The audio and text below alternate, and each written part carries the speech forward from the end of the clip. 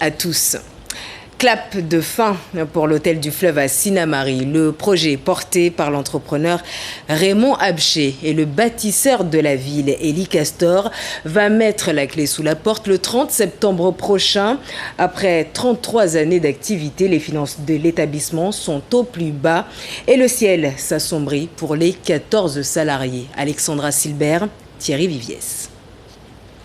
On en a eu plus de 70 personnes en chambre. Un taux de remplissage plutôt faible pour un hôtel de 200 chambres et 10 villas.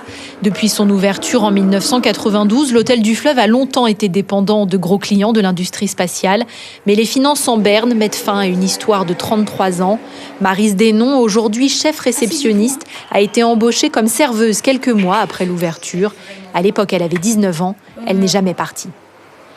Je devais venir pour le petit déjeuner, pour le service petit déjeuner.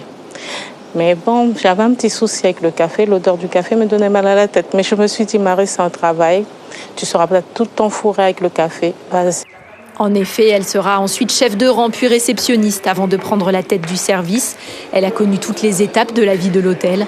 Maryse Desnoms se souvient des colloques et des fêtes, le contrat avec la base spatiale et bien sûr l'arrivée des équipes russes de la fusée Soyouz de 2011 à 2022, âge d'or de l'hôtel. Sans cette clientèle lucrative, l'hôtel se rend utile. Les bungalows serviront de quarantaine pendant le Covid, puis de refuge pour migrants et sinistrés. Mais cela n'a pas suffi à sauver l'établissement. Au mois de septembre, on ne prenait pas de clients. Et 2 heures de temps après, je reçois un mail qui me dit qu'il faut prendre un congé annuel.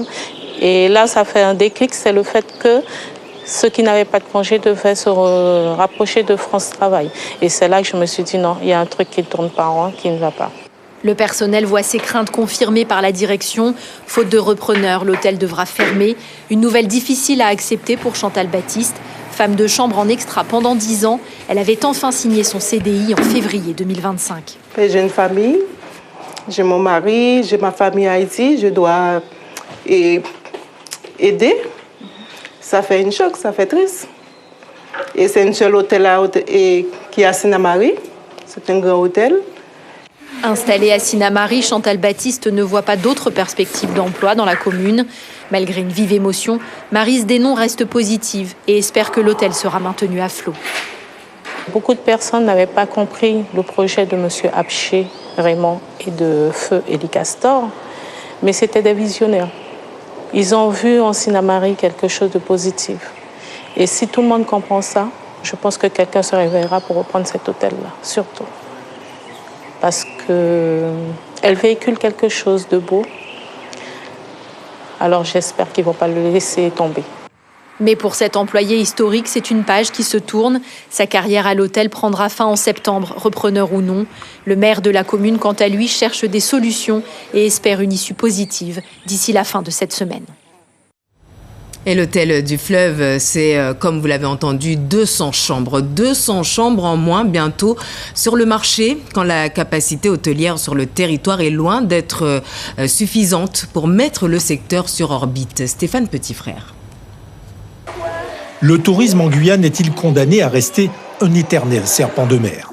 Peut-être pas, si l'on en juge par la progression du nombre de nuitées dans les hébergements depuis l'année dernière. Les 102 900 nuitées au premier trimestre 2025 représentent une hausse de près de 18% en 6 mois. Une progression portée à la fois par les réservations des visiteurs en provenance de l'étranger, qui ont bondi de plus de 86% depuis le début de l'année, et par une clientèle d'affaires en augmentation de 4,5%. Mais l'offre peine à répondre aux attentes.